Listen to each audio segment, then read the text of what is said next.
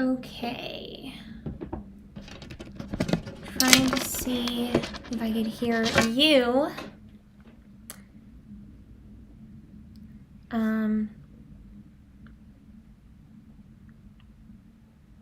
Sorry guys, we're testing this out.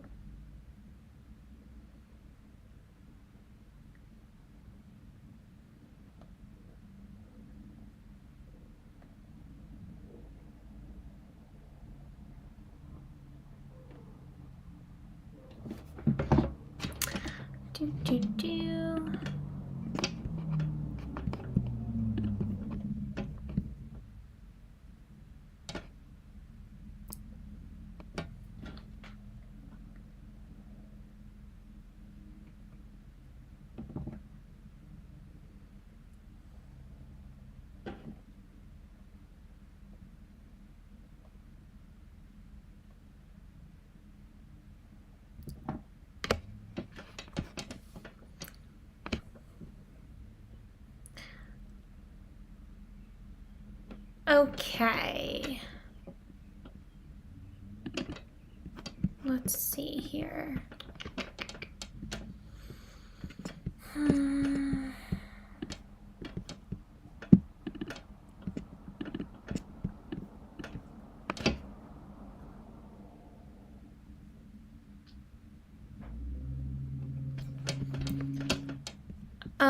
Okay, Steven, try to call me again on Discord.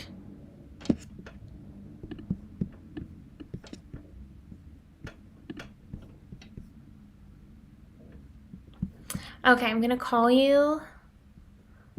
Start voice call.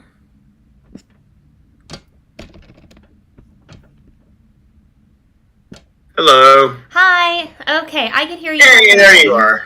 All right, so I'm live on YouTube right now. If anyone's watching, we are testing this really quick.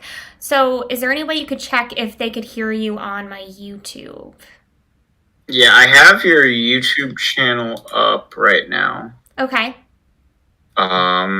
It's right now all I see is the thumbnail that I sent you.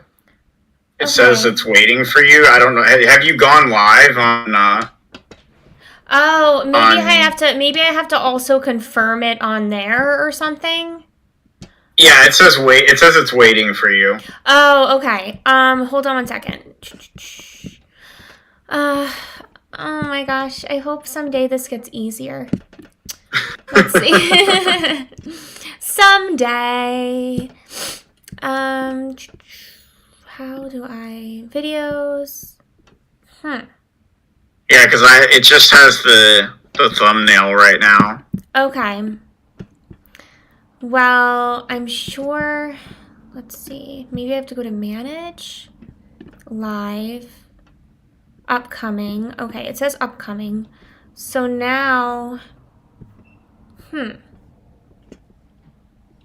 says it's public. Let me refresh it. See if that changes. No, it still says the same thing. Are you live on your Streamlabs OBS? Yeah, it says I'm live on there. Okay. But it's not saying it here. No, it's not saying it on YouTube. Like, that's what I'm seeing right now. Alright, I mean, it says here that I'm public. But that just means that anyone can view it, is what that means. Right. Yeah, I'm so confused. Like, I don't know. What does that mean, waiting for me? Waiting. Yeah, that's what it says, waiting for Kelly. April 8th, blah, blah, blah. I don't know, I'm so confused. I mean, am I doing something wrong on my Streamlabs, maybe? I mean, do you have your, like, you set up your Streamlabs to be able to stream to it last time, so all those settings should still be there as long as they haven't been changed. Yeah, they are, and it says that I'm... Yeah, as long as you didn't change them, they should still be there. Yeah, I didn't, and it says that I'm live right now.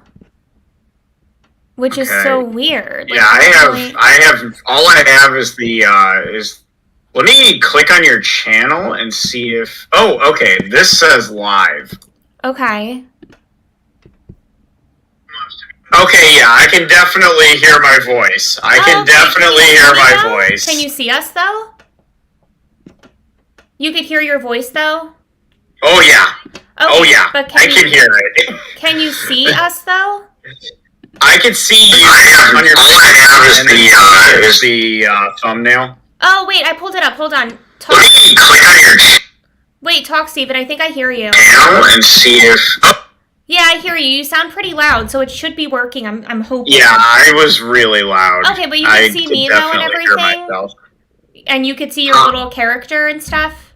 I can see my. okay, this. I just need your camera share on Discord so I can Oh, sure. Okay. put that Because onto you my. just see my little, like, bubble image of myself. Well, that's what I have on Discord right now. Yeah. Okay, sure. I'll do that right now. It would be share, turn on camera. Is that better? Yep. There you go. Yep. Okay. Yay! Well, I guess we could just start then.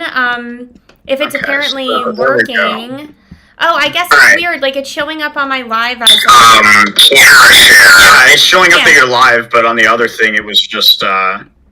Yeah, I don't know. Like that was kind of weird. I was like, wait a minute, isn't it supposed to be like in the same spot? Like I don't know. Yeah, it is weird. I guess, like, well, anyway, I mean, I'm just glad we figured it out, and I could hear you this time. So, hooray! Yeah. Oh my god. Hell yeah. Someday it'll get easier, and I'll actually know what I'm doing. Hopefully. But yeah, won't we all? All right, I have the overview that you wrote down. Okay, yesterday, awesome. Well, I guess we could just start since we're here, right? Yeah, I'm gonna go ahead and record as well. Oh, you weren't recording yet. Okay, well, for anyone on YouTube who's watching now, hi. Steven, let me know when you start recording. You're good. I can always cut from the beginning as well, so I can Okay. like cut it in the beginning and the end and stuff to edit it. Cool. Very cool. So it doesn't have to be like it's recording right now, but it doesn't have to be like right at that exact moment. You know, it's. Yeah, and then in terms of Streamlabs, I'm wondering, like, how do I see when people comment on here? I mean, if it's anything like the Twitch one, then it should be like there should be a thing off to the right where it says stream chat. Like I know for Yeah. Twitch it does that because I've got mine. I love how confusing this has been for us since we're on two different platforms, like, trying to figure it out.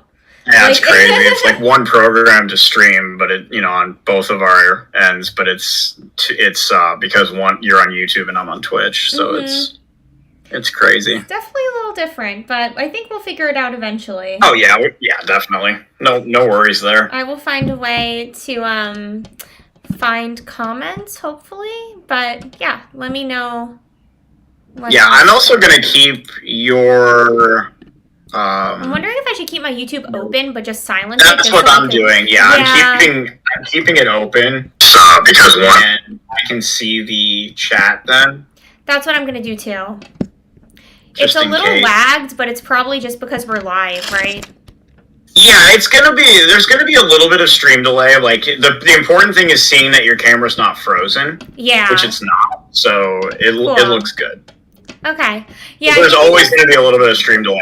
I get that on Twitch too. Okay, yeah, I think it just looks like that. So I'm just gonna close Discord because that's just how we're communicating. Well, no, vocally. just minimize it. Don't actually like. Oh no, X I out know. of it Yeah, I because- meant like I minimized it. Yeah. You're Because fine. I want to can see if I it. get comments and if anyone else wants to ask something. Okay. I mean, I can even be like. There. Oh, someone said hey. Okay. Oh, Maureen McCarthy says hey. That's my mom. Hi, Mom. Hi, Kelly's mom. I told How her. you doing? She asked I'm my waving, but I know you can't see that because I don't have two webcams yet. Mom, my friend Steven's saying hi. She Hope you're doing well. she always tunes into my live streams and she asked I literally me, just wrote the word comment in there. she asked me if I was live streaming tonight. Yeah, I I've was seen like, her. well, not how I usually do it, but I am live streaming if you want to Yeah, pop in. I've seen her in your Instagram live streams. Yeah, she's a very supportive mom. I'm very lucky. I'm glad to hear that. And I did get a comment from Kamala Yes. Kidlis. Kidiblis. I hope I'm I'm saying your name excited. right. She says, "Hey Discussion of Kelly, the so Owl excited House for the episode discussion so of the Owl House episode so Woo! far. Yay! So glad you're here. Yeah! We're excited too. We're so pumped. Like we planned out so many Oh, things hell to yeah. talk about, and we're really Yep. excited. So, All right. yay. So, I just want to say thank you to those who are here and to everyone who. We hope you're as excited as we are to talk about these 3 episodes of the Owl House Season 2B that have aired over the last 3 Saturdays. And we have a 4th one that is going to be airing tomorrow. So maybe Yes. a little bit at the end about what we know about. Yes, Which isn't a whole, but we know the general synopsis, like just a very simple. Yeah. But we're probably going to talk a lot about like what we predict might happen, what we want to happen. Yep. And these last 3 episodes were really, really, I mean, a lot happened, which was nice. I don't think any of them I thought was like a weaker episode than any of the others. Do you know what I mean, Steven? Like, I kind of feel like they all were equally, like, I was on my toes and so invested and excited. I mean, I don't think that any of them were by any means weak. I think one of them in particular was a little bit stronger than the other 2, but that's not a slight against the other 2 episodes. It's mainly that we had one episode that just was a massive, it felt like an atomic bomb. Yeah. And then we had 2 more that were like, yes, these are really good, but were they the same as that one? No. Exactly. Like that's, I mean, I think we all know, if any of you guys here are like hardcore Owl House fans, I think we all know which episode that was. But so we're going to talk a lot about that. Pamela commented again and said, "It's okay, you were close with my last name. It's Lithuanian, so it's hard to pronounce." Oh, I'm just glad I almost got it right. That's really cool. And then she said, "I love the episodes. They were all fire." They were. We agree. I agree. They were all fire. Yes. We're super excited. All right. So, well, I guess we should get into it. Yeah, we should start with Follies at the Coven Day Parade, which was the mid-season premiere. First episode. And yeah, so you can, if you want to go ahead and share your thoughts on that, and then I will follow up. Yeah, sure. So that was the first, it was the second half of season 2 premiere. So obviously everyone was super hyped in general. And I definitely think that it blew me away because it gave us so much, but it didn't feel overbearing. Like, it just felt like everything we needed.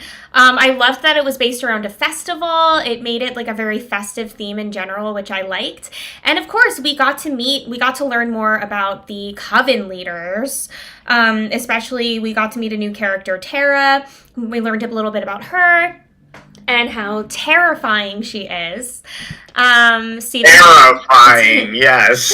Steven had a good pun when we were talking about this last night about how terrifying Tara was. Indeed. But she was though. Like I'm sorry, she absolutely was. I wouldn't mess with her ever, like at all. Creepy character. Yeah, very unsettling. But I'm just like, I think, am I frozen, Steven? I'm like trying to see. Yeah, I'm seeing. Yeah, okay. So what you do here, at least for your Discord camera, just turn your camera off and then turn it back on. Okay, so it's Discord that's doing this. Yeah. Okay. Oh no.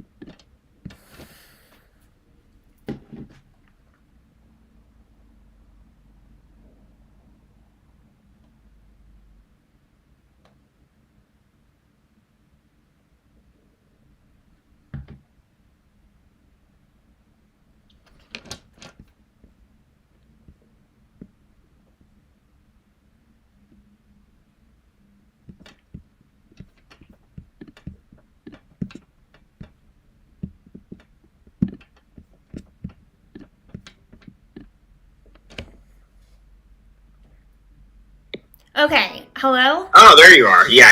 Am I Okay, back? yeah, Do I have to I just see you do now. this sometimes, I guess? Like, just refresh it? It may be necessary. Yeah, I'll try to let you know if that Alright. happens. I'm waiting to see if it updates on YouTube. I'm gonna actually refresh your YouTube, but there is, of course, a stream delay. Hopefully it does. Yeah, that's what I'm hoping for. What you can do in Streamlabs. Oh, never mind. It's working. It's okay, working. cool. Yeah, I'll just have to refresh once in a while. I think my computer's just getting used to this whole thing. Got you. But yeah. Yeah, it's working. Okay, cool. Anyway, I'm back, guys. What I was saying about the episode was, Tara was terrifying, and I definitely think there was some great character development between Luce and Amity, which was really sweet, and we also learned some interesting insight into the fact that Tara might be possibly poisoning Rain and maybe Kikimora, I don't know. But there was just a lot in one episode, but I really think that it was exciting. I think that's like the main thing I will say about that episode. It was exciting and like perfectly exciting enough for like a perfect like first episode. You know what I mean? I think it was really good for a mid-season premiere. Yeah. Because I don't, generally you don't want to dive into something insane right away. And, kind of like when I think back to the season 2 premiere of Separate Tides, which, remember the word tide because we're going to hit on that word a couple of times, but that was the one where Luce went bounty hunting for the Selkie-Damas.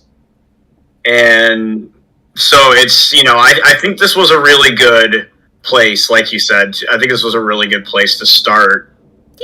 Season 2B. Yeah, we were like reintroduced to everybody too in a nice way. Everyone was there. Hootie had his little fun moment too. There was even some like Hootie humor in there too when he transformed into Bellows in the parade. So I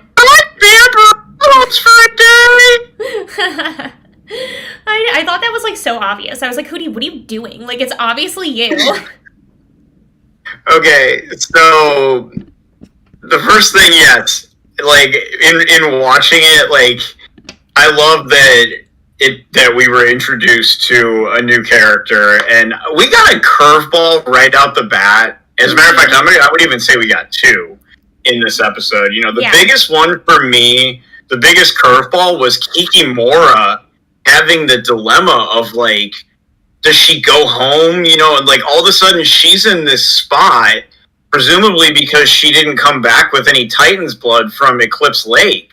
And now it's like, it really just underscores what it's like to work in the Emperor's Coven or as one of the head witches or so, to work directly for Emperor Bellows and how cutthroat it is there. Like, definitely. It was very clear that they are, like, the Coven heads, the Emperor's Coven guards, like, they are not friends, they are co-workers, and this would only be underscored later on, that, like, they are competing with each other, and to see Kikimora, someone who, to me, felt like an evil little demon that was never going to have any kind of chance at a redemption arc, to immediately be thrust into that role.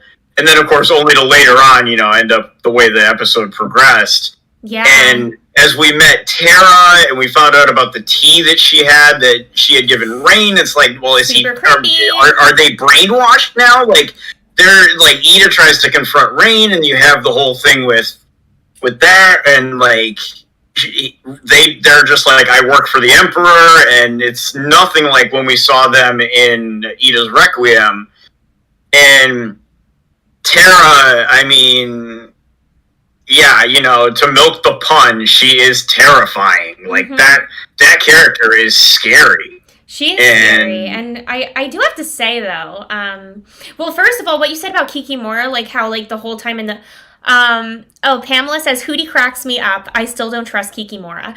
And, yeah, I didn't trust her at all, even in that episode, because they were trying to make her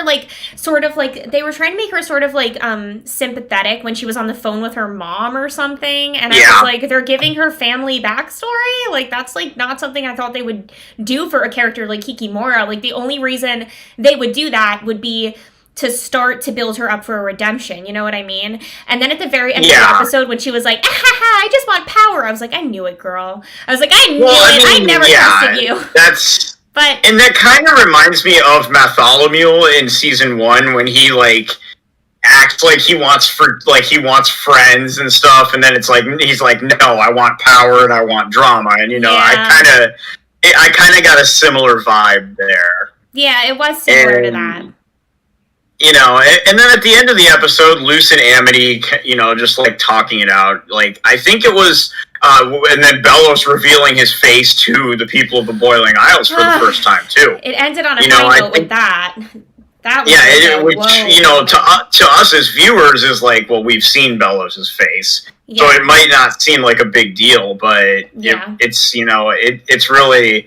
You hear them all start chanting Bellows, and it's really eerie when you know what he's up to, because these people have no idea, and it really felt like kind of an allusion to the way that like a lot of governments and a lot of like agencies and stuff are run in the real world, and versus how they're perceived, and it's very sinister, and it's actually, I think it's more unsettling with how real it felt.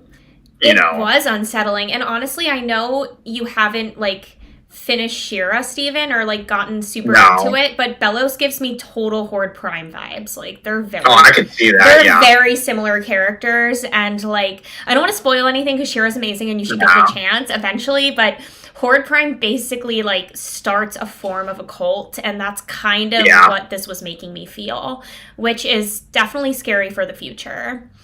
well, and I think no, go ahead.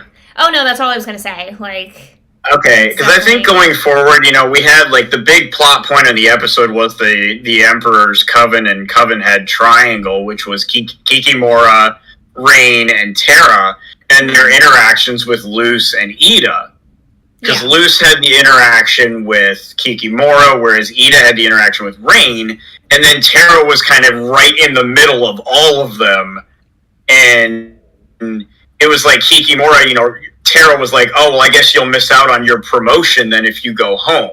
Because it was like she was actually going to go back home to Palm Stings. yeah. And then all of a sudden she finds out, like, she's like, no, I want power. And her promotion was she gets to live.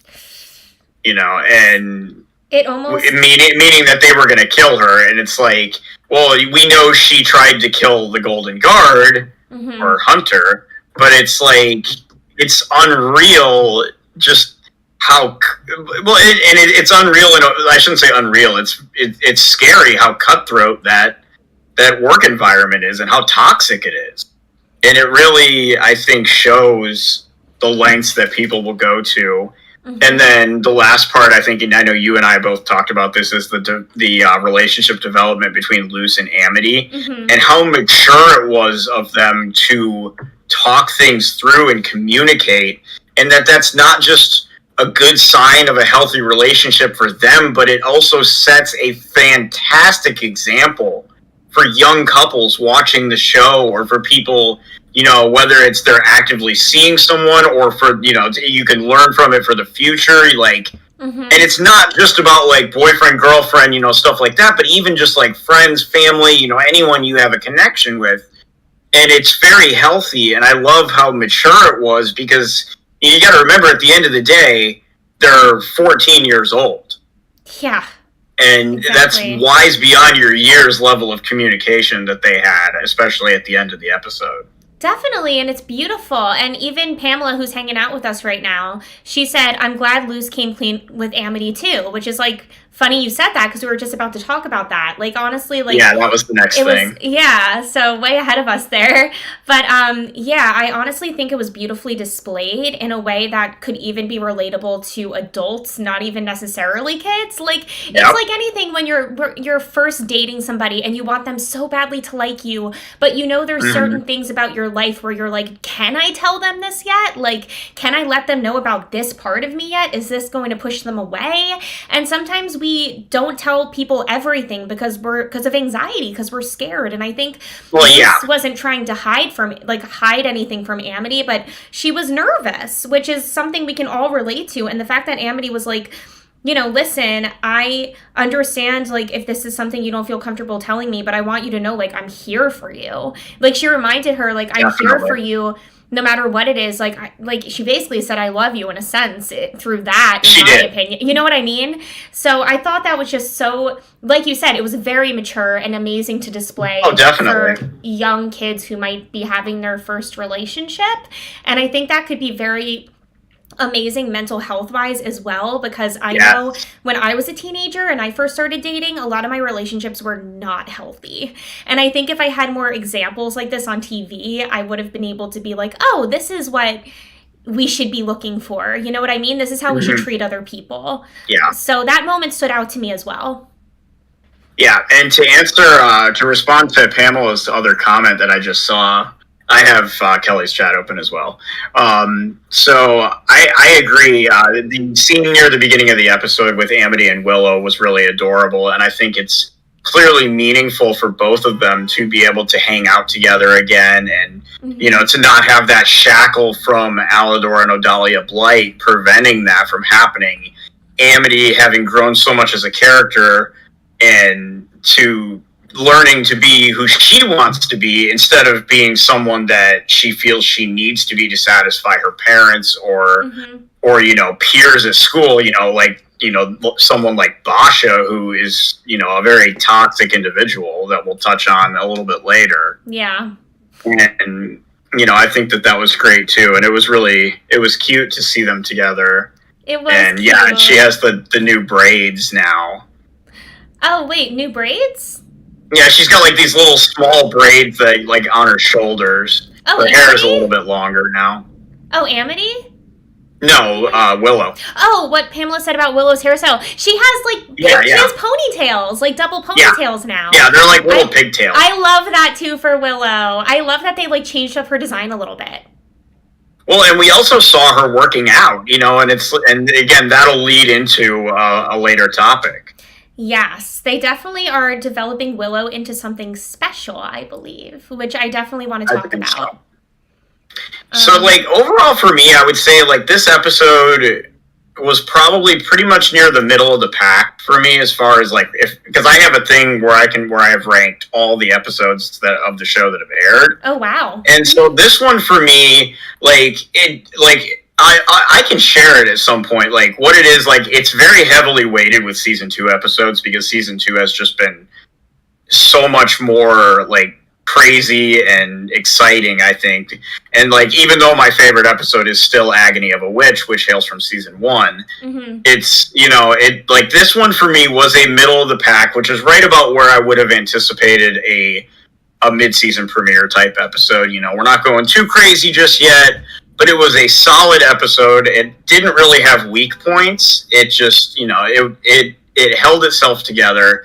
And we had the B plot with Willow, with Ida and Rain. Yes. But I think a lot of the focus was on Kikimora and, of course, the introduction to Terra. And then, of course, in the end, Emperor Bellows. So that's all I've got for that episode. You go ahead and finish that, I'll wrap that up, and then we can move on to the next one. Sure, yeah. No, I feel the same way you do. I think it was, it wasn't like, oh my god, it's so much epicness being thrown at our face at once, but it was, the perfect mix of, it made me feel welcomed back to the Owl House, because it's been so long, and honestly, this episode made me so, excited, because I was like, I feel like it brought all the magic back of the show, without going too insane with lore, but giving us just enough.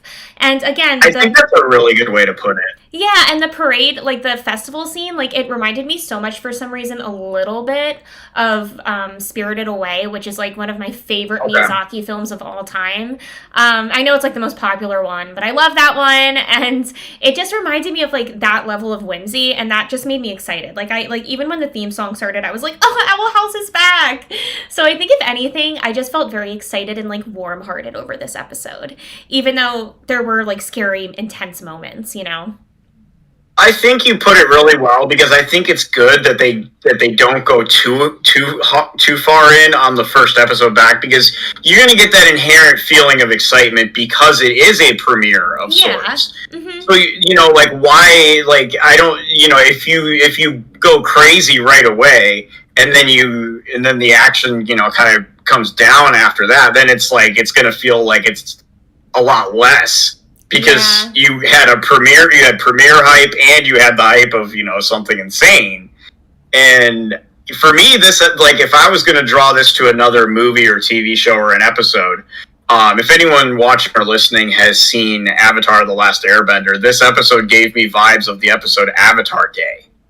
Except that instead of celebrating the Avatar, they were celebrating the Emperor. So, I guess if they had like a Fire Nation parade kind of thing, like the Fire Festival or whatever, like that, that would probably be more along the good and evil line, but, it's a standpoint, or the protagonist-antagonist line, rather. But I still think, I got similar vibes to Avatar Day for the first portion of it. And so... It was good. Like, it's not one of the ones that I'm gonna go rewatch 25 times, but it was definitely a solid episode. Definitely, it was exciting. Yeah. Okay, awesome. And I think Pamela said she loves Agony of a Witch too, and Young Blood Old Souls. I love how badass Luce became when going to save Ida. Yes. That was the episode I was thinking about, because I was like, what was the one that I liked? And I know it was the one when Luce went to save Ida, but I forgot the name. Yeah, that was the finale of the first season. Yeah, that was... It was so good. And in the end, when Lilith split the curse with Ida... It was... Oh my god. And it was, like... And I love Lilith so much as a character. Too. She's not our overlay. And speaking of Lilith... Yes, we can talk about her now. Elsewhere and Elswen. Oh, man. Crazy episode. Okay, so this is the one this is the strong one of the three. If you don't mind. Okay. Go for it, so Steven. Share your... I was so excited when I saw the synopsis for this episode, even though it was a little misleading. The synopsis talked about that Philip created the portal door, which I'm nearly certain that's false. Now, and I can get into that, and I could go on for hours about theories about this. We knew we were going to see the Collector again, thanks to Dana's charity live stream when she drew half the face of a new character that we have already met, but also haven't, according to her, which cloak, color scheme, everything, everyone knew, yep, that's the Collector. Mm-hmm. Well, the Collector still remains largely a mystery. We did see them in the episode Knock Knock Knocking on Hootie's Door as the character that not only attacked the Owl Beast when it was still a living demon, but also trapped it in a scroll after it fell in the water, which was then collected by the demon hunters that presumably sell the curses at the night market. Which makes me wonder if the demon hunters that we saw in the episode Hootie's Moving Hassle were looking to do something similar. But that's another discussion for another time. So we learned that time portals exist in the at least in the demon realm, which probably a similar aspect to what Titan blood causes with the rifts in the dimensions. But how this differs, I don't think we really know that yet. But one of the things that they showed us about the time pools right off the bat is that whatever happens, it's not going to be different if you go through a time pool. It's going to be the same that it was. And we see this right away because Lilith, when they're walking to the beach, trips. And then we see her stick her head in a portal. And then we see that it was her own head that she tripped over, sticking her head through that portal. So and I think that was really good right then to say, no, there are not all kinds of different timelines where, maybe Philip didn't come to the Isles, or maybe Luce didn't come to there, or maybe Ida was petrified. No, they're all, even if you're going to a different point in time, they are all the same. And that plays a huge role in everything, I think, that happened in this episode when you look back on it. Because, obviously, they were attempting to find Philip. And they did find Philip Whittabane, and he was being kind of bullied by a couple of witches who resembled demon hunters a little bit, but then we learned that he had done something or mistreated or maybe even killed, I don't know, with one of their friends or family members. And so suddenly it was like, okay, so he in his journal seemed very, innocent, But now we're already having questions, and as we went on, we learned very quickly that he was not the same, like, honest, innocent guy that he portrayed himself to be in his journal that Luce has been getting the entries from through the Echo Maps. Yep. And so we know he's left some stuff out of there, obviously, and it's really, I think all the things, we learned he's got this kind of vendetta against witches. We learned he's using the glyphs just like Luce. And Luce got excited because she taught him one of the glyphs. But it seemed like he had to really hunt to get these glyphs, whereas Luce, like, the Isles literally gave her the ice glyph. She was able to get the fire one from when she was playing Grudgebee. And she was able to get the light one with her smartphone. Yeah. And I don't know about the plant one. I know she had that one before the fire one. I don't know where she got that, if it was at Hexside or what. I assume Hexside doesn't teach those because Principal Bump had never seen them. But it seemed like she was naturally able to find these in a short amount of time, whereas Philip was clearly having a difficult time obtaining these glyphs to the point that he didn't even have all of them yet. All four, assuming that there are only four. But he was able to make large glyph combos, to make a portal even to, like, warp them, which was crazy. And at the end of the episode, I think just revealing Philip's identity, and we almost, due to the voice actor overlay, we almost certainly know now that he is indeed who I think a lot of people suspected he might be. And now I have a million more questions about his brother, who I do believe that was his brother's face. That silhouette was drawn on the top of that paper that we saw. Looked a lot like the statue that we saw in Gravesfield, Connecticut in the episode Yesterday's Lie. So now I'm really curious about him.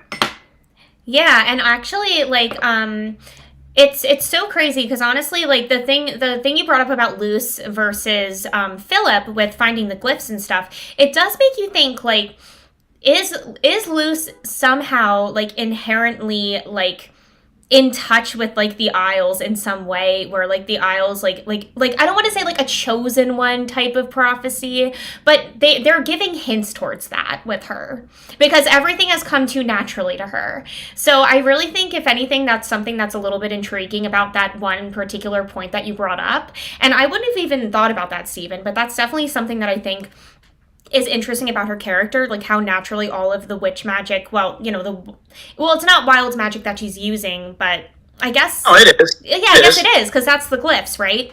So, I definitely think that's very interesting that Luce has, like, this different sort of journey, but maybe it does have to come down to, like, purity of heart, like we talked about. Like, Luce does everything with pure intentions, and she is genuine, whereas Philip is obviously, he's trying to get something, he's trying to achieve something, and we don't know what that is yet, but it's obviously something big, and I don't think it's just immortality. We were talking more about, like, what he wants the collector for. I don't know if it's just immortality. It's some kind of a plan that he has. But I will say he tricked me, because I thought he was, like, this charming, like, I don't know, he sounds like British or something. I thought he was, like, this charming English gentleman, like, historian, explorer, and I was like, oh, Philip seems like such, like, a cool, like, kind soul. Like, I was fooled, guys. Like, a lot of you guys are like, I didn't trust him. Pamela said, I didn't trust from the beginning, had a sneaky suspicion he is Bellows, and wasn't surprised at all when it was revealed he is in fact Bellows. Which it seems like he is. Well, and that's what I was getting at with the voice actor, because in the end of the episode, when he says, Collector, you're going to help me, you can hear not only Philip's voice actor, but also Matthew Rice, the voice actor for Emperor Bellows. That's insane. They speak in unison, which I didn't catch that the first time I watched the episode, but after I watched a video, it was where it was pointed out, I went back and listened again, and I was like, oh my God, you can hear him. And that's so wild. It's crazy, and we don't know what he's after with the Day of Unity and all this stuff, because we don't know all of the Collector's capabilities. The Collector, to me, I mean, obviously is a very mysterious character. The face is half sun, half moon, or whatever, looks very eclipse-like, to go with the crescent moon shape that's on their cloak.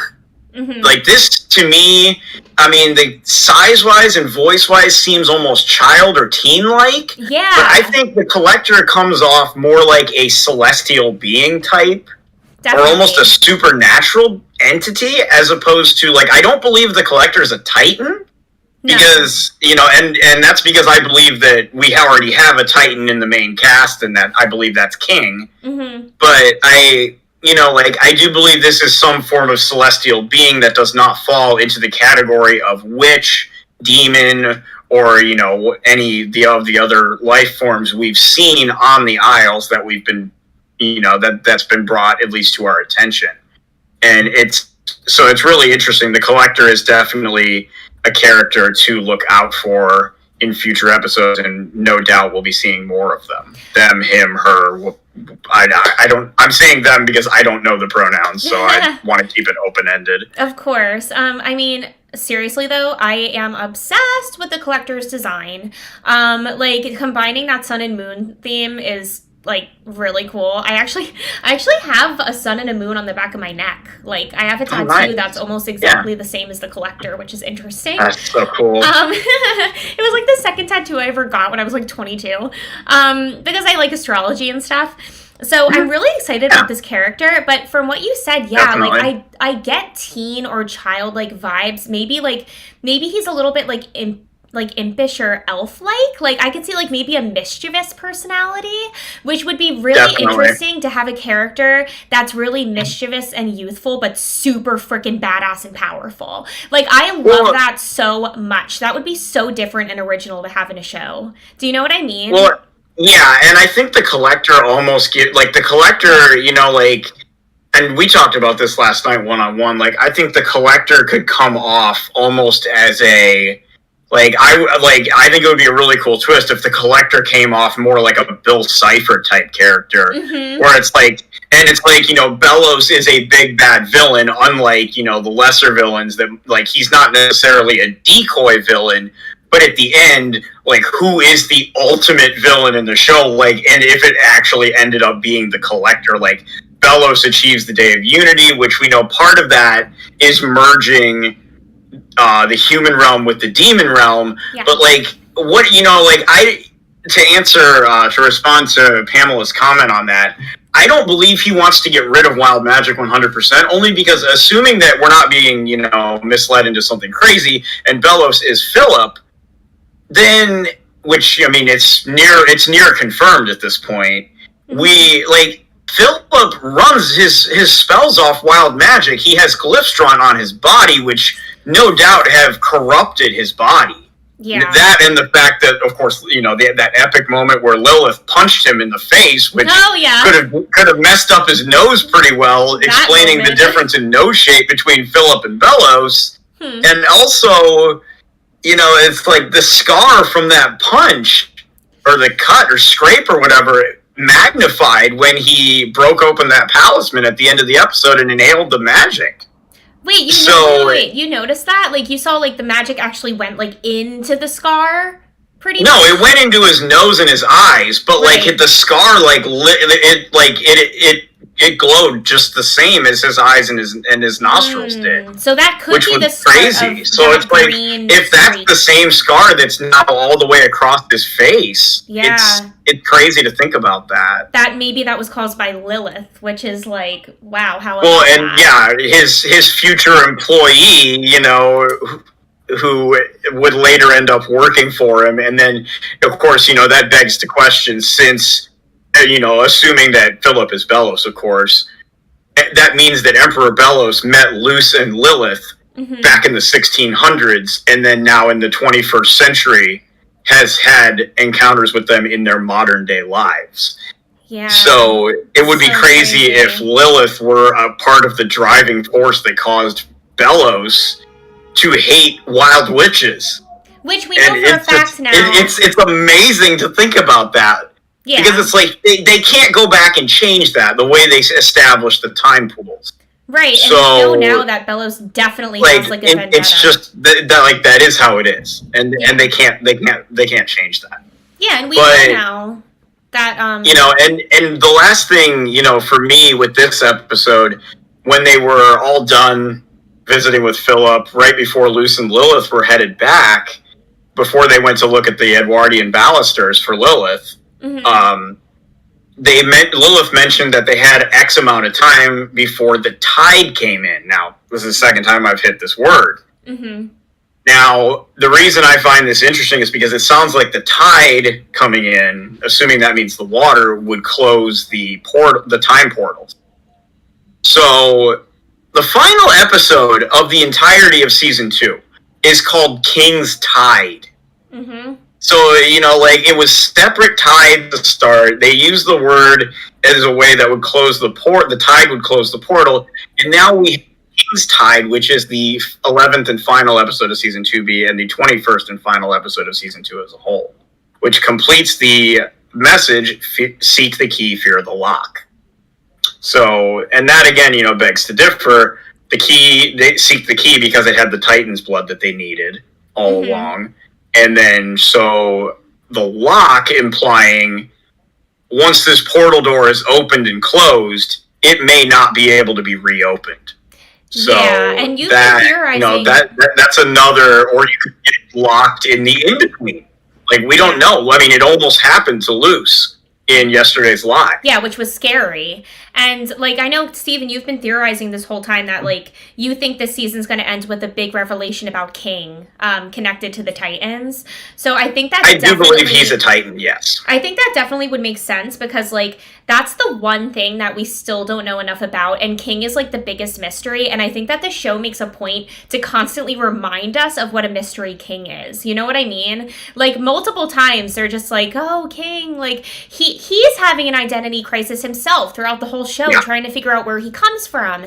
So I definitely think since the last few episodes are based around King, that could very much be the first answers to our and we've seen the screenshot that Disney released where they had King and what looked like his dad or whoever it is we've seen that dropped the letter off at the end of Knock Knock Knocking on Who's Door. And then we saw another being that looked just like him, that same size as the one that delivered the letter.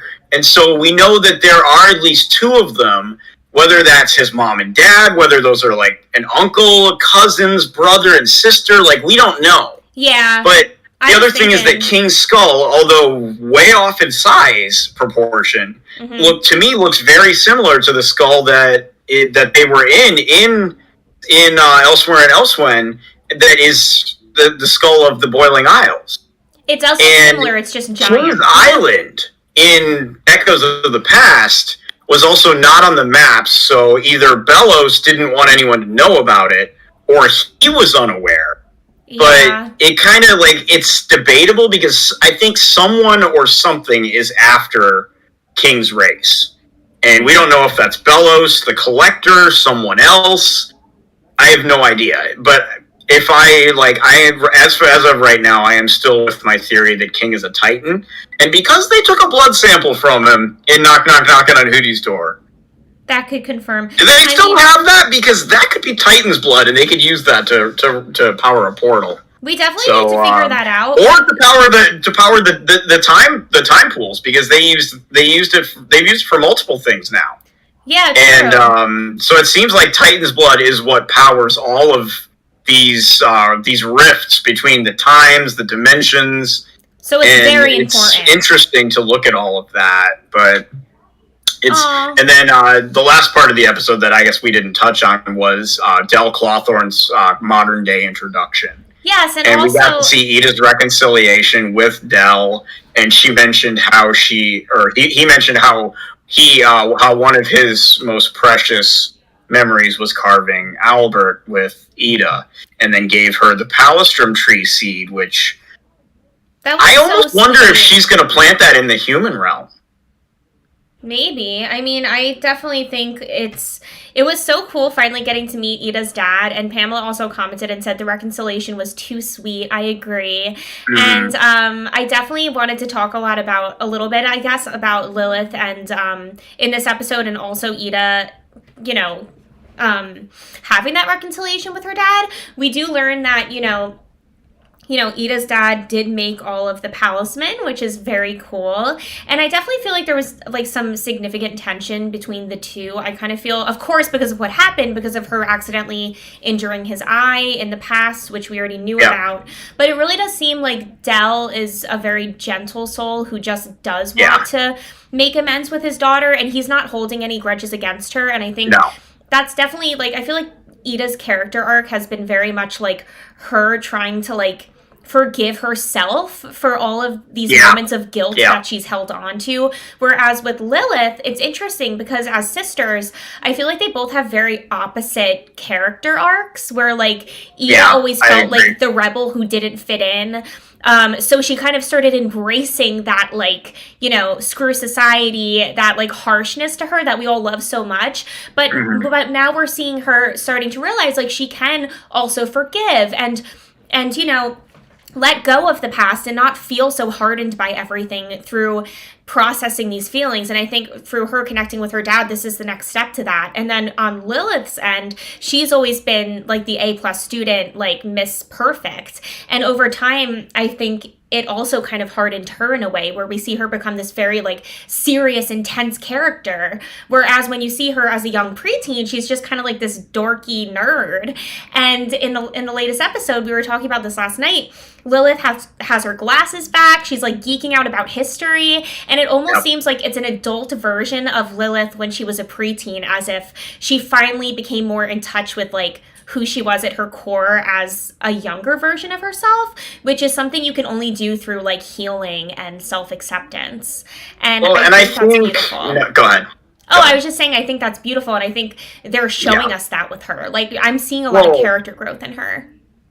You know, and I think, you know, she's learning to be more at peace with who I think they're both learning to be more at peace with who they are. Yeah. And with Lilith, you know, especially with like what you said, like I can relate a lot to that as well, and I think we both can. You know, having gone through the phase as a young adult where, you know, it's like, you know, you're from teenager to like early, you know, like very early 20s, and it was like, no, I can't let people see me like this, but then you just kind of embrace it. And like, for me, it was like, I just learned to not worry as much about what other people thought and to just let the freak flag fly. And I think, you know, for me, that's been so liberating. And I see that a lot with Lilith, a character that I already loved and adored to pieces. And I love her more now. Seeing this is so incredible to me. It really is. You know, and like I have a lot of Ida in me too. Like I am not a conformist, and seeing Lilith, you know, go on that route too was just really cool. Yeah, and I suppose I should mention the Dora the Explorer ripoff that they had in the beginning of this episode as well. Flora Desplora. What? How did I miss that? That was the witch that appeared at the beginning of the episode that Lilith worked with in the Emperor's Coven, who actually was voiced by the same actress that voices Dora the Explorer's mom in the Dora the Explorer cartoons. My goodness. I guess she's an Owl House fan then. Yeah, maybe. So that I don't have anything else to say about her, but that was that was a thing. Oh my gosh. That's about all I've got on that episode. I'm going to go ahead and just put it out there, though. This was a top 5 episode all time for me. Yeah? I mean, I've got Agony of a Witch, Knock Knock Knocking on Hootie's Door, and Echoes of the Past sitting 1, 2, 3. And then, you know, after that, it's, you know, I move them around a little bit, but this is a top 5 episode for me. I haven't ranked all of them, but I will say I loved this episode. I wasn't expecting to meet Philip this soon. Like, I thought maybe, like, they might see a glimpse of him. Like, you know how in Steven Universe they gave us, like, little glimpses of the diamonds for, like, 5 seasons? And then finally, when Yellow actually spoke, we were like, oh my god, they have voices! Like... it was the name drop, and then you wait for the, you know, the appearance, and then for Blue, it was the flashback, and then she appeared... You just wait and then for with clues Pink again, it was the name drop, and then White Diamond, they just name dropped her and then revealed her in the same episode, but we had already seen like the murals and stuff. So, yeah, like, the murals were the big exciting thing about Steven Universe, I feel. But one of them, of course. But yeah, I just like the fact that we got all of Philip in one episode and learned that he is most likely Bellows, like 99.9% sure. That's like crazy. Like, I was not expecting any of that. It was really exciting. No, I wasn't expecting that either. And I also have to say, like, I don't know, I'm like obsessed with Lilith now. Like, she's such a cutie. Like, I adore. I was like freaking Lilith out over her during that episode. I was like, Lilith, you're so happy. Like, I feel like I love when characters that seem really like lost and sad like find this happiness, and like they start to like. Yeah. It was similar to how I felt about Blue Diamond too. Not to keep talking about Steven Universe, but at the end when she becomes happy, like I was like freaking out during that episode because I was like, I just wanted you to be happy the whole time. So I'm starting to feel that way with Lilith, which is really exciting. So it was an amazing episode. For sure. Okay, so we have one more episode to go over, and that is Any Sport in a Storm, which aired last Saturday. Now, I'm going to go ahead, I'm going to pass the table off to you here to, or the floor off to you to go first here for this one, since I went first on the last one. So sure. Okay, you can, lead us off here. Yeah, Any Sport in a Storm, it obviously focuses heavily on Hunter. I think first opinions, I was excited to see an episode that was more based, I don't want to say slice of life, but it felt more slice of life than, well, like it obviously tied into what's been going on, but I liked seeing like a basic episode where we're back at the school, we're back with like all of Luce's friends. We finally get some Gus and Willow moments, which we haven't had in so long. Like I kind of feel like they've barely been in the season, so I really was excited about that. And I felt like we needed that. Like after the intensity of the last episode, it was really nice to just be brought back to like to the school and just be like seeing the students during their everyday lives. Like, you know, of course it's really centered around Willow too, wanting to join a club, which is something we could all relate to when we're in high school or middle school. And I have to say, I really, I guess like, you know, there's two different arcs here. There's the Willow side of it, and then there's what's going on with Hunter, which is more of like the lore-based part. I will say I was very excited over the prospect of Hunter being softened and becoming sort of like friends with Willow, and through friendship kind of like starting to be like, maybe I don't really want this life. I want to turn over to the good side fully. And luckily we do realize that kind of happened at the end.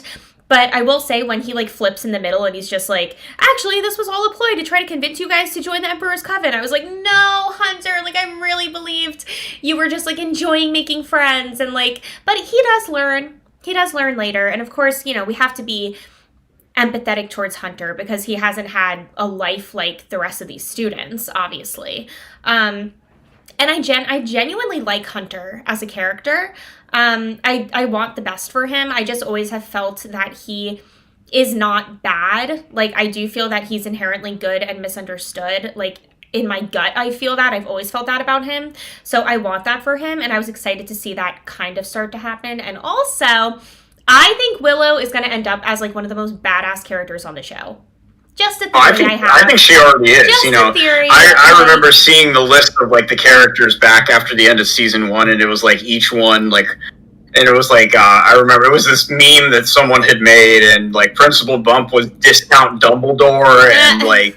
Ida was like the crazy fun aunt, and Lilith was like the goth aunt, and then like under Willow it said it could literally kill you if she wanted to, and I was like, yeah, she's pretty OP, you know, like... She's so OP'd! Like, she's always been OP'd, but now she's, like, training really hard. She's trying to, like, improve her powers. Working out, yeah. She's turning into an athlete. And I love, you know, as someone who just recently got a gym membership and is eating better and working out more now, too, like, I love seeing this, and it's, like, seeing someone who was generally perceived as unpopular and as, you know, like, someone who was picked on, and just watching what she's doing for herself and doing something that she really loves and wants to do. Yeah. And it really, you know, kind of reinforces that message that if you put your mind to something, you can do it. Absolutely. And it's a very good message to send to people in general, not just kids, but people of all ages. And I think that show's done a phenomenal job of doing that. I love that so much for her. And honestly, like, I can relate to Willow too, because, like, when I was in elementary school and middle school, like, I was really quiet. I had glasses. I just always felt like I was just weird. Like, I just always felt like I never fit in. And, you know, kids used to make fun of me because I wasn't the way I am now. I wasn't like confident, and I didn't speak my mind. And it took me like a really long time to get to this point. So Willow like resonates with me that way. So I love that, like, you know, she just changed her hair a little bit, but she still has her glasses, and she's just believing in herself more. And I love that she's just becoming like, yeah, she's a little nerdy, but she's becoming now this like powerful, badass nerd, and it's awesome. And she took full leadership in this episode. She was like, I'm going to lead this club. I'm building a team. I don't care. I want to do this. And I was like, Willow, yes, girl. Like, damn, like, she most improved. Well, and I think, you know, and it's funny because I always chuckle when I see people try to use the word nerd as an insult, and these days I'm like, it's not. That's cute. Yeah. You know, there was once upon a time maybe where people perceived the word that way, but that hasn't been a thing for a long time now, and it's just like, I love that she has come into her own, and I love that she, like what Pamela said, that Willow has gotten. Because, you know, like, Gus had an episode in season 2A with Through the Looking Glass Ruins, but we didn't have a Willow episode until this one since Wing It Like Witches. And I think it's really cool to see, and that this one, it wasn't fueled by a conflict with Basha, but rather it was fully, you know, it was Willow wanting to do what she wanted to do. She had to take on the Abomination Professor. We got to see that she appears to be friends now with Skara, who, you know, like, that's huge. Like, Skara is not the same as Basha. I think we already had been heavily hinted at. Right. And I know you adore Skara, which is why I told you, it's why I put her on your side of the overlay along with King. I do. And I like Skara. The character that I think resonated with me, that I liked the most in this episode, is on my side of the overlay, and that's Darius. And I like Darius in Ida's Requiem because I felt like he was, like, I love the way he used his abomination magic, the way he turned into the abomination. Mm-hmm. And I loved, you know, just the way he presented himself. I think his design is fantastic. The way they make his hair, both on his head and his beard, look like abomination goo. And because he is the head of the Abomination Coven. And he has this rivalry going with Alador, because at the end of it, he says, tell Alador that he's a hack. He says that to Kikimora. And then in the end of this one, Darius is on Penstagram, and Alador has a post with the Abomaton 2.5, and it says #who's the hack now. Damn, wait, I didn't even notice that. Is that when he's having a spa day with, like, the cucumbers on his face? Yeah. And it's funny because Alador is going to be in the new episode tomorrow, so it's like we're going right back into that now. And, you know, exciting. Like, I loved seeing the softer side of him. Me too. And that, you know, he wasn't like, no, recruiting's a tough job. It's a brutal process. I'm not going to put these kids through that. I was going to take them back to Hexside. You know, and I love seeing that he's proud of Hunter for making, like, he wanted him to go make friends and socialize with people his own age. He just genuinely wanted that for him. And that was something And that's seeing a non-toxic relationship between two people, even if it appeared toxic on the surface at first, between Darius and Hunter in a field working for the Emperor, which, much like we saw in Follies of the Coven Day Parade, is a very toxic work environment. Yeah, and I think seeing that was really wonderful. Like, yes, he was critical of Hunter's sewing job. I think part of that had to do with how much he idolized Hunter's predecessor, the previous Golden Guard. And who might that be? You know, like, one of the things that has come to my mind was that it may have been Del Clawthorne. And if Del Clawthorne had worked for the Emperor like that and been the Golden Guard, because we know it's someone Darius looks up to greatly, that would also explain why Lilith was so heavily motivated to work in the Emperor's Coven. That is a parallel that I feel we're still trying to find the answers to, like why Lilith was so about that and Ida wasn't. As we know, Ida has a bit of a strained relationship with her father, which would make even more sense if that were true. So I actually do think that theory is interesting, Stephen.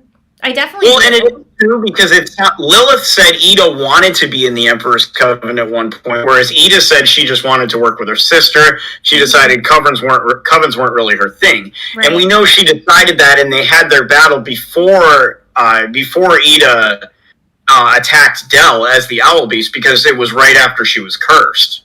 It was the next day was when they had their duel. And Ida just decided she was not going to fight her sister. So I think there was a part of her that didn't really want to be in a coven. Yeah. Gwendolyn, it sounded like, joined the Beastkeeping Coven later on after the curse happened. Mm-hmm. So Gwendolyn was not in a coven at that time yet either. And that would have been about 30 years before the current setting. So about 20 years after Belos rose to power and began to implement the coven system. Yeah. It's definitely a plausible theory. Like, I definitely think it would be... I want to know more about the history of both of Ida's parents, you know? Like, they definitely seem like they have an interesting history there, especially the father, since, like, we didn't really know much about him. But I do have to say, like, yes, most surprising character in the episode, which... Pamela, I'm so glad you're still hanging out with us. Thanks for joining us tonight. Yes, Darius surprised both Steven and I as well, and you said I kind of like him now. Me too. Like, seriously, when he was having... But he was like, it's my day off, and he was having a spa day. I was like, Darius, I want to hang out with you and have a spa day and scroll Penstagram with you and just, like, vent about things. Like, I really feel like whenever they have a character that's like, oh, I'm like a higher up who's training someone below me, and like, you know, you have to prove yourself to me, like, you know, which is kind of what they were implying with him and Hunter. Like, you would think he would have that kind of a personality, but he didn't fully have that personality. Like, Darius has always been a little bit, like, I don't want to say sassy, but kind of. Like, he's a little sarcastic, a little, like, he's, like, showy, you know what I mean? And I like that they have a character that's both masculine, strong, but also showy, and also a little soft, and also, you know, a little bit, underneath he does, you know, and again, we talked about this, you know, like, the characters that I tend to be drawn to the most myself are the ones that have the tougher exterior, but the more vulnerable, sensitive underneath that does show, you know, as their character develops. You know, I mean, it's part of why I like characters like Batman so much. You know, we were talking about the new Sonic movie, like, you know, in Sonic lore in general. It's why I love Knuckles so much. Like, you know, it's Lilith is another character like that. Amity is another one. And we're seeing it now with King, and we're seeing it with Darius now, and also with Hunter. And it's, you know, it is a, you know, you can call it cliche, but it's, you know, like, for me, Piccolo from Dragon Ball Z was always a big one for me like that, you know, and then they did a similar arc with Vegeta, and I was like, yeah, Piccolo did this first. Plus, he's not a Saiyan, so it's like, they're not just trying to, like, say, oh, well, we're going to give you Saiyan Piccolo here in the form of Vegeta. It's like, you know, like, I really liked what they did with Darius. Obviously, his alignment is still with the Emperor, and we know that, and he is still technically a villain, but I think it paints a really nice picture, which the show has done a great job of doing, in addition to a lot of the other cartoons like Steven Universe, where none of these characters, you know, like, they all have their own perspective, their own reasons for their actions and for what they do. And stories. I really love that. And you know, because it doesn't portray anyone as pure good or pure evil. It's, you know, characters are misunderstood like people in real life. You know, there are motives that are different for each of them. And, you know, they end up in a position where they are for one reason or another. Like, none of them, no two characters are the same. And I really love that. And to catch up on the B plot of Any Sport in a Storm, I think it was really cool that Luce and Amity wanted to meet. Oh, looks like you're frozen again. Oh yeah, hold on one sec.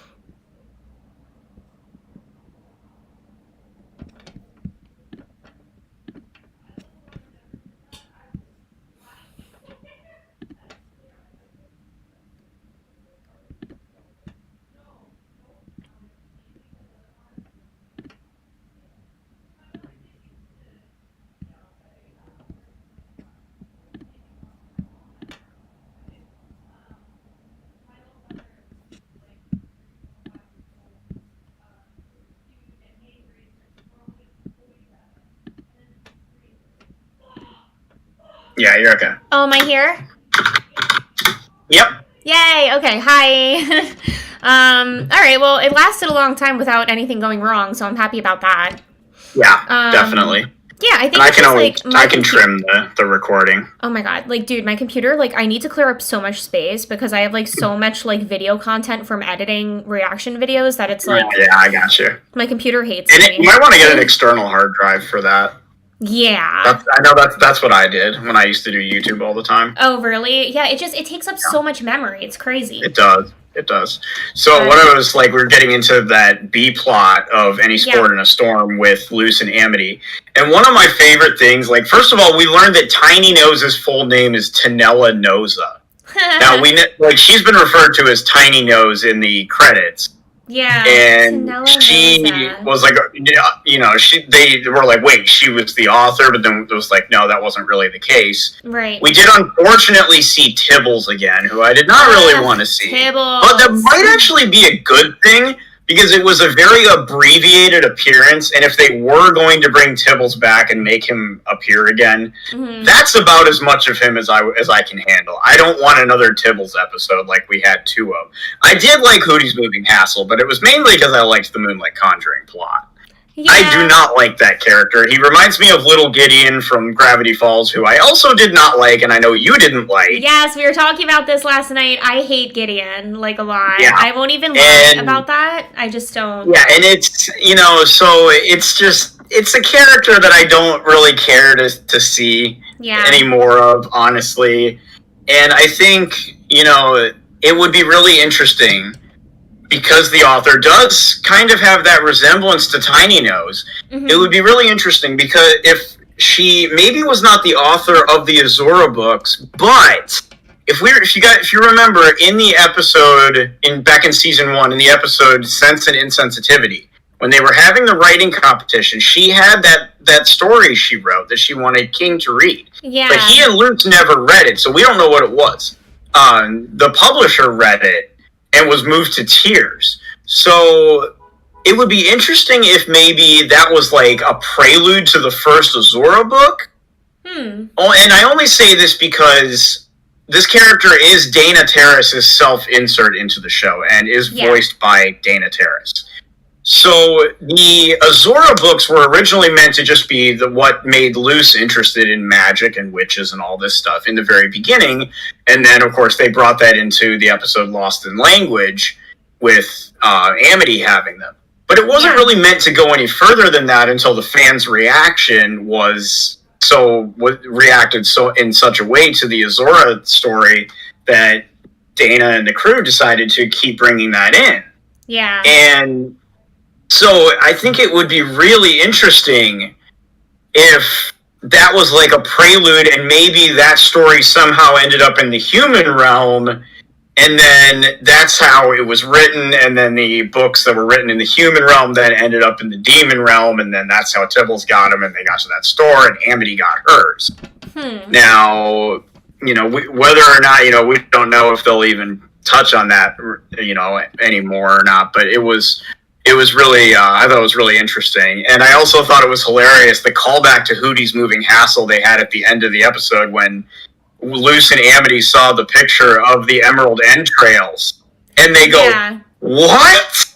Just like Amity and Basha and the rest of them did when they saw the Moonlight Conjuring of Willow, Gus, and Luce on Instagram. It was the exact same reaction. And just like it was such a callback, kind of like in Grom when Gus said, "You know her, you love her," about Luce, which is exactly the same thing Principal Bump said when he introduced Lilith for the first time in the episode Covention. So it's just a fun little callback that they did there. Yeah, I would love to see more with the Azura story, like tying into the show more. I also loved how that in that episode, Luce and Amity were totally just like Luce obviously is, like, very in this Azura fandom. Like, that's, like, her fandom. And Amity's being such a cute, supportive girlfriend. Like, she's like, I'm gonna go with my girlfriend to meet this author because I know how important this is to her. And it's, like, it's so sweet. Like, and especially the one scene that stood out to me was when Basha was like, oh my god, you're so weird. Like, what are you doing? Like, trying to get people to read this book. It's Yeah. so stupid. And, like, Luz was like, I don't care. I love it. Because Luz is, like, such a lovely Yeah, sword. they just didn't care. And she's just Although I do herself. believe, in regards to Amity, the term you're looking for is awesome girlfriend. She is an awesome girlfriend. Well, no, that was making a joke, because that's the term that she used in the episode. Oh, I'm going to be an awesome girlfriend. Yeah, and the amount of times Amity's always like, my girlfriend. It's so funny, because, like, I mentioned that it's cute, because it's, like, it's their first, they're in that, puppy love stage, you know what I mean? But it's also, like, I think the other reason they did that so much was because that was Dana really shoving it to Disney that they were a couple, that they were dating. And to all the,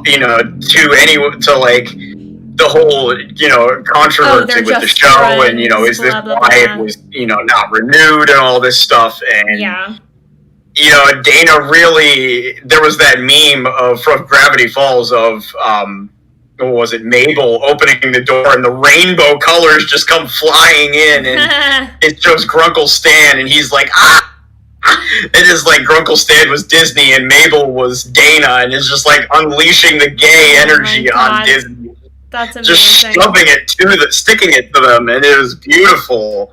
Definitely. And I love that so much, and I love, their character arcs. I love how supportive they are and how mature they are with the relationship. And yeah, me too. They're so cute together. I can kind of use that as a segue to go into what little we know about tomorrow's episode, which is called Reaching Out. And this episode is where the mini synopsis we've gotten, that I remember reading, is that Luce helps Amity, Luce tries to help Amity prove herself to her father, meaning Alador would return, by signing her up for Underground Witches Duel. So we're going to have, like, Underground Witch Fight Club here, it sounds like. Okay, this might be a bit of an action-packed episode, which I am not against. I'm excited for the Lumity content. I'm excited to see Alador come back. Definitely. And I could do without Odalia Umbridge. I could do without her. Mm-hmm. I don't like her. But Alador is an interesting character to me. Yeah, and I am excited for this, but I am also terrified. Because I am scared of a Lumity breakup. Now, would it be a breakup because they don't want to be together? I don't believe that would be the case at all. No, I don't see that. The reason I fear a breakup, I do believe it would be temporary, because I do believe the representation is very important to Dana and the crew, and to the fandom as well, and they know that. Oh, and I think that losing my concern is that by proving herself to Alador, who has mentioned that Amity is getting stronger and eventually become a Coven head someday, if she is pressed into a Coven, she may end up having to break things off with Luce to protect her from the Emperor. And that would be the reason why. And the reason I think that this would hit sooner rather than later is because the episode that follows this one is called Them's the Breaks, Kid. And it is an episode where Ida talks about her past relationship with Rain and when they broke up. So if this is a way of trying to console Luce over the loss of this relationship, like it seems like it fits a little too well, especially with, the term breakup and them's the breaks, kid. It's like, it is literal and it is taking the words very literally. But I'm not saying it's going to happen. I hope it doesn't. I am very, very concerned about this. Well, but otherwise, I'm excited to see Alador, to see Lumity, and I'm really curious to see what this underground like witch fight club is going to be. And I'm really hoping it doesn't involve Tibbles, because this seems like the kind of place where he would show up. Well, I think we have to wait to see what actually happens. I'm excited to see it nonetheless. Oh, you're cutting out a little bit. No, I was saying I think we have to wait to see what happens, but I definitely think it's possible that maybe a breakup could happen between them. I don't want to think about that though. Because I don't really, No, I because I don't think either. like things are going so well with them right now. I think like them doing a breakup this soon, it would also make sense though, because like their relationship has been so like, oh, everything's perfect, you know. So for them to do something like that, I wouldn't think that's extremely surprising. And also like them's the break kid. That's a weird name for an episode, and it kind of sounds like something Ida would say with like the way that she talks. Because when I read that name, I was like, what does that even mean? Like, and now I could see Ida and like, they needed something, you know, they could have done a lot of the episode titles. They could have started with the letter T to complete, you know, Fear the Lock.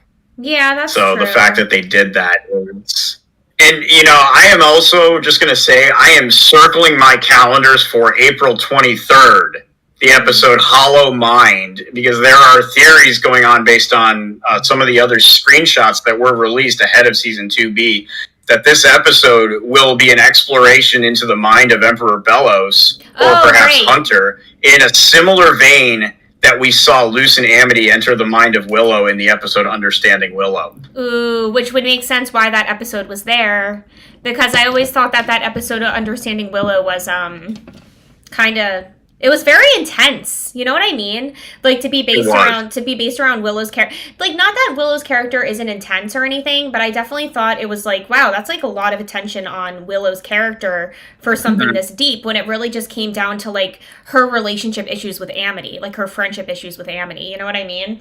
So that would make sense as we've talked about, like everything in this show kind of like ties in, and all past episodes, like what happens usually happens for a reason. So I kind of do think that, you know, that could make sense.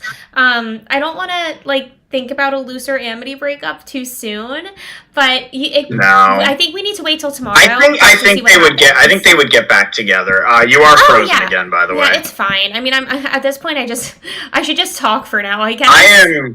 I'm gonna go ahead and get my drink.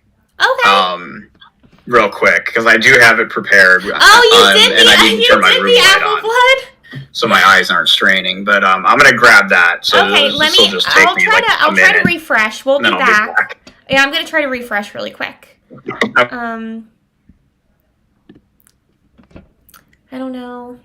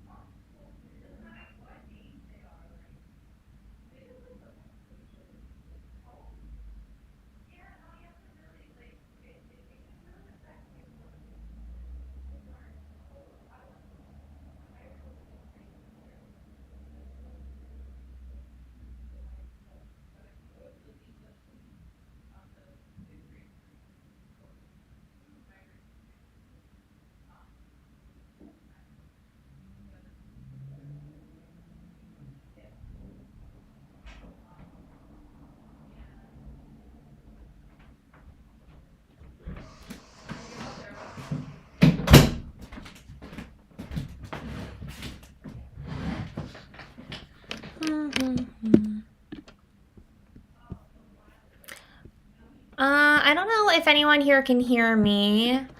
I'm gonna send feedback. Taking a short break. Feedback ASAP.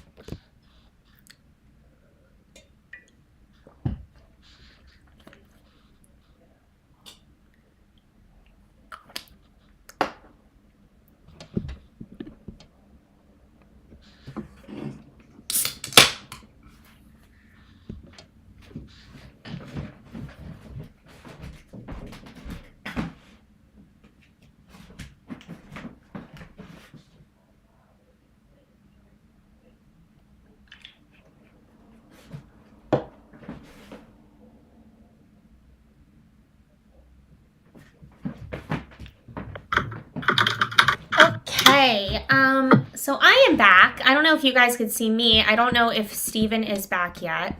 I'm going to refresh. Oh, are you back, Steven? Yeah, I'm here. Oh, hi. Okay. Am I still frozen? I'm hoping I'm not, because I think my camera's working. On my screen, you are not. I think it's just stream delay on YouTube right now. Okay. Because I can see you in Discord, so like on my stream, we can see. Yeah, I could see me on screen. Yeah, you're there. All right, cool. Yeah, it's just stream delay I was waiting on the YouTube side. Gotcha. Cool. So yeah, it's pretty crazy. So we have mentioned the episode titles going forward. Mm-hmm. I can go ahead and list off the remainder of them. We did talk about all the way up to Hollow Mind. So Reaching Out is tomorrow. Them's the Breaks Kid, Hollow Mind, then Edge of the World, Labyrinth Runners, O Titan, Where Art Thou, Clouds on the Horizon, and King's Tide are the remaining episodes in that. So there are 11 episodes in Season 2B, 21 total in Season 2, which is 2 more than we had in the first season. And as we know, the first letter of each episode title, when spelled out for this season, spells Seek the Key, Fear the Lock. Now, there is speculation that the Season 3, which is 3 44-minute episodes, will spell Loose. So it'll add on to Seek the Key, Fear the Lock. But we don't know that. We don't know what they're going to be called. I assume they're still in production. Maybe they may not even be in production yet. I'm guessing they probably are, though. Yeah. So maybe we could, I haven't done like as much research on the whole riddle of that, because I've kind of been like just watching Owl House as I go. I haven't really, mostly because I'm so busy, I haven't had a lot of time to like dive into the lore in intense ways. So you're the one who really keeps me up to date with this stuff. But you're saying that Season 3 has 3 really long episodes? It's the entirety of it. They ended up getting an abbreviated 3rd season because Dana had to fight to get a 3rd season at all. Right. Which is part of why I think in Eclipse Lake she shoved it to Disney so hard with the Amity saying that she's Luce's girlfriend so many times. Okay. And which was absolutely amazing. I loved it. Absolutely. I loved it but too. But that is the 3rd season. It is 3 44-minute specials. Okay, so this is kind of with commercials, they'll be an hour each. So, like, 3 episodes the length of Steven Universe, Change Your Mind. So it's almost like a similar thing that happened with Steven Universe, abbreviated final season. Yeah. Well, that's sad, but you know what? I'm happy that they at least got that, because, like, when you first told me, like, the Owl House was canceled, I was like, what? Yeah, no, the fandom was my God. Furious, and rightfully so. It was heartbreaking. I did want to go over the secret message that we have. Sure. As there are now 3 more words that have been added, as we've seen 3 more episodes. Yeah. So I'll go back to the Season 1, which is 2 witches torn apart, now alone. 2 hearts of stone, a curse of feathers and mud, a betrayal of blood. Now, this, of course, references mostly, it appears on the surface, Ida and Lilith. Ida and Lilith, yeah. Now, because it says 2 witches and not 2 sisters, I almost wonder if there might be a parallel with Philip and his brother.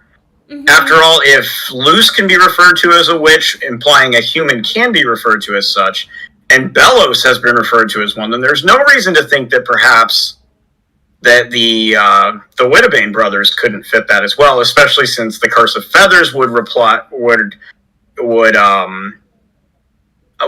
to the Clawthorns, but a Curse of Mud and potentially Hearts of Stone could also apply to the Wittebane brothers. Yeah, definitely. Now, for Season 2, we have Seething Seas and Puppet Strings, He No Longer Dreams Of. That was the first half of the season. That's weird. Well, now we know it is He No Longer Dreams of Kings as Above.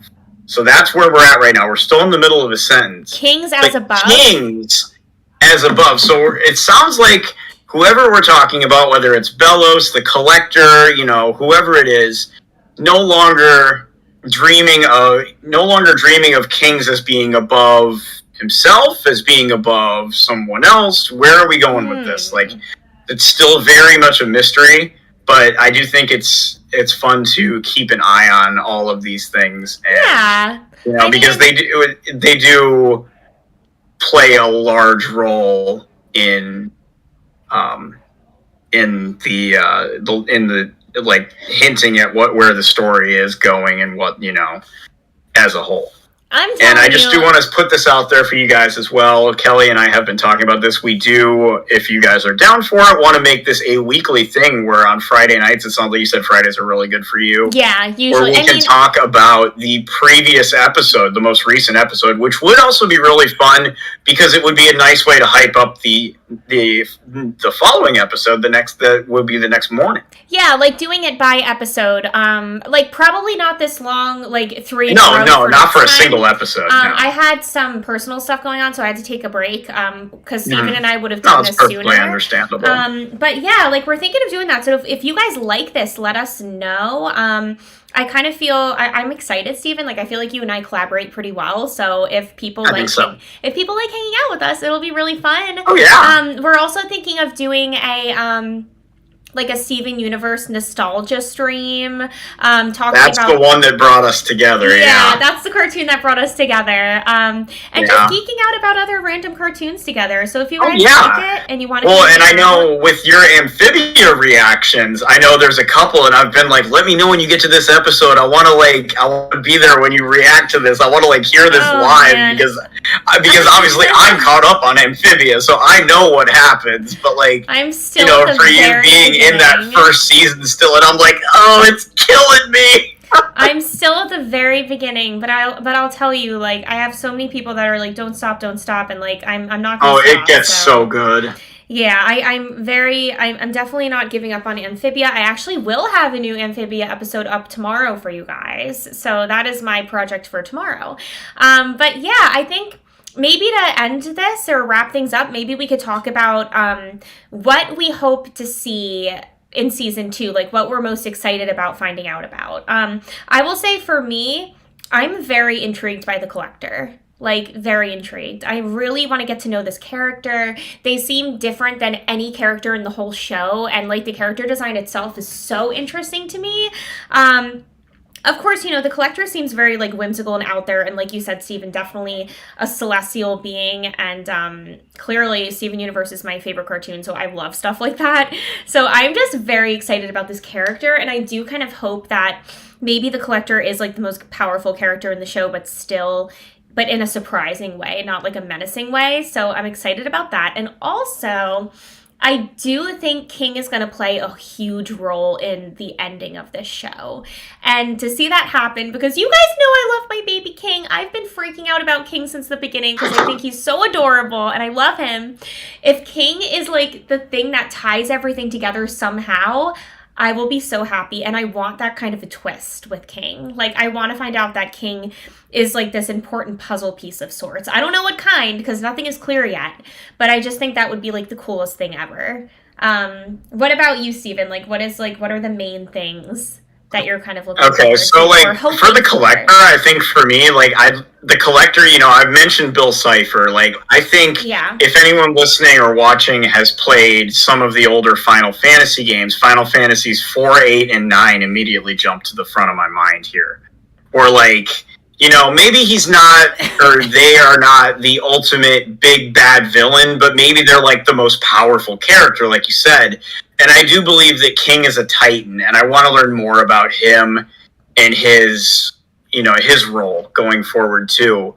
And, if he is a Titan or, with the Collector, and I really want to see Emperor Belos's motives begin to show. Not just, what we learned in Elsewhere and Elsewhere, that was a really great step forward. And I think if we do get to travel inside his mind or Hunter's mind, I think that would be huge. And I really want to get a look at, at what's going on with this whole thing. I've obviously, I want, I want King's past, which I know we're going to see. I want to know more about Emperor Belos and who the Collector is, like you said. Mm-hmm. And I really, really want to see more Lumity action. I want to see them kiss. Not just Amity giving Luce a peck on the cheek. I want to see them at least peck each other on the lips. I think that would be huge for animation, for LGBTQ representation, And I love the diversity of the characters in the show, not just in the sexuality aspect, but also racially very diverse. That's true. Seeing, the Luz as a Dominican American, and then we see there are tons of black characters. We have Gus and his father. We have Skara. We have Darius. We have a character that goes to Glandis that was in Through the Looking Glass Ruins that I think might be Darius's son.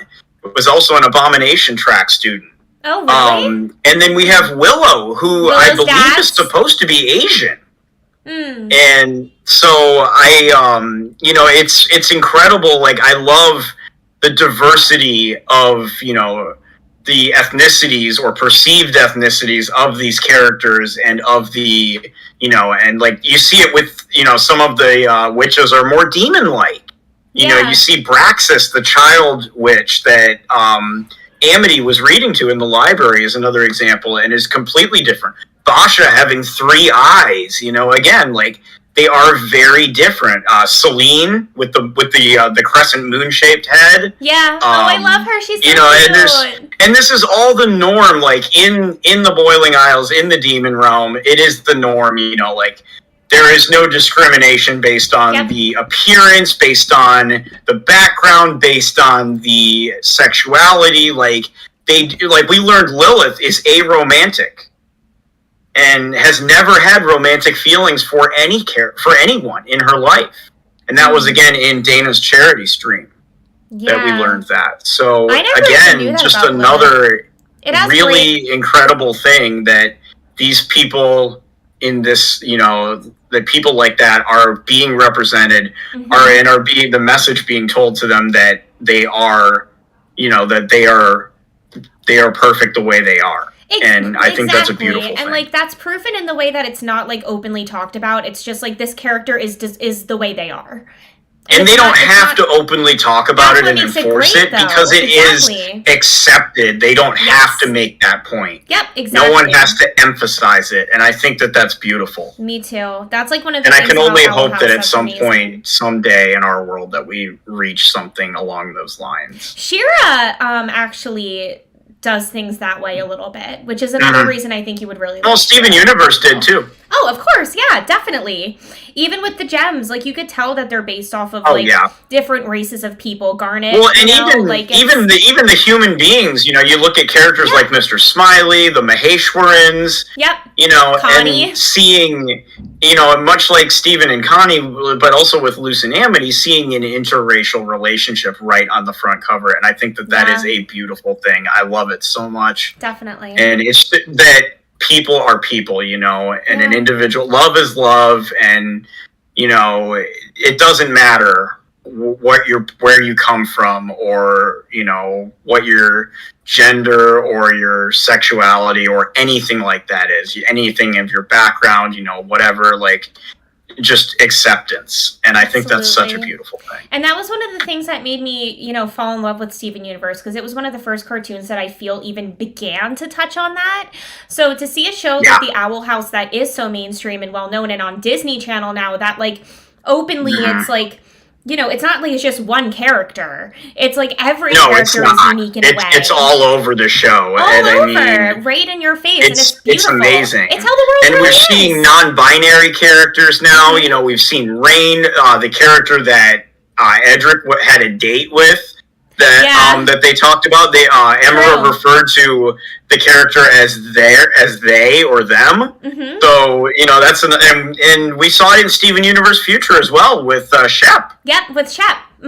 Oh, Shep. So again, it's very, very cool that they're putting all this together and putting all this out there for kids and adults and everyone alike to be able to see, but especially for a kids show to normalize it and say, hey, this is okay. This isn't taboo. I mean, I have to say, I really love that. It has, and I guess we should wrap it up because I think it's been like 2 hours now, right? It's been an hour and a half. But I think Love is Love is a great way to end this. Yes. And I will say, and I will happily take a drink to that. Yeah, me too.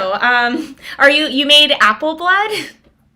It is Coven tested, Clawthorn approved. And this is the actual apple blood recipe. As far as ingredients, you can mix them however much of whatever you want. Dana Terrace, the show's creator, did put that out there on, I believe it was Reddit a long while back. So I have mixed it together, and I am going to cheers to you and to everyone watching and listening. Yes. I love you guys, and I look forward to doing this again next week. So I did want to say before we close up tonight, though, what you were saying about how it's so important for this representation to be on a kid show. I'm a teacher and I work with kids ages from 2-year-olds to 6-year-olds, and I will say I do believe that these types of cartoons do have an impact and have an effect. I do too. I see little boys coming to school with their nails painted just because they felt like it. I see, boys being like, my favorite color is rainbow and I like unicorns. And it's all the other kids, there's other boys that are like, I do too. It's not like you need to like red and blue and race cars if you're a boy. Although there are boys that do like that, but a lot of them are more just liking what they like, and girls as well. And it's just so, we have books that we read to the kids that touch on these topics, and the kids completely understand. It's not, there's no negativity behind it. And I do believe that, it's shows like this and cartoons like this and just art like this that helps make this world a more beautiful, understanding. I agree. And I have a child who is actually at a very young age. She's almost 7 and has been exploring gender identity. And so that's, she has watched a lot of the Owl House, a lot of Steven Universe, a lot of these TV shows, a little bit of She-Ra. And it's really beautiful seeing all of this. And then my son, who is going to be 3 this summer, also plays with they play with a lot of the same toys. Some of them are cars and wheels. Some of them are dollhouses, Yeah.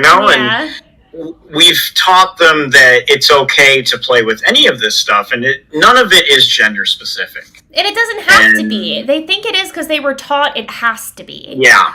But I think I'm really proud of those who have put it out there that it doesn't have to be, and encouraging free thinking and being yourself. Exactly. And that's really at its core. I think that's what we're getting the most of in this branch of animation. Kipo and the Age of Wonder Beast is another show that explores that. Oh, I have to finish that one. Ugh, I'm so behind. Oh my gosh. It's really a wonderful message, and I'm glad that so many people are doing their best to break through the mainstream and get it out there. And absolutely, I really do appreciate it. Me too. So, and I know there are a lot of people who do. So I think, unless you have anything else, that is probably about it for this week. Yeah, we got some nice comments. To be back next Friday to talk about reaching out and preview into Them's the Breaks, Kid. Sounds good. And I want to thank everyone who hung out tonight.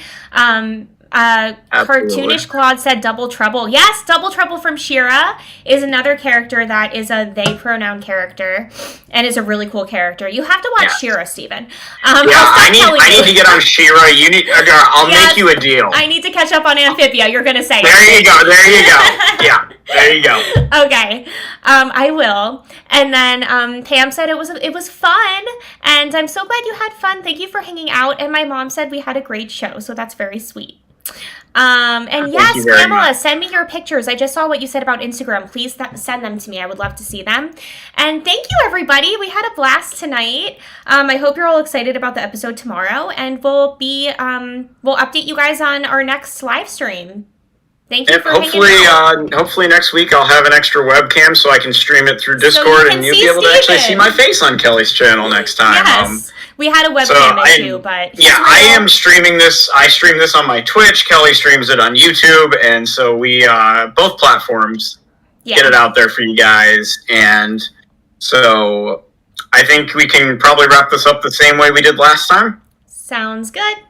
All right, 3, 2, wait. How did we do it last time?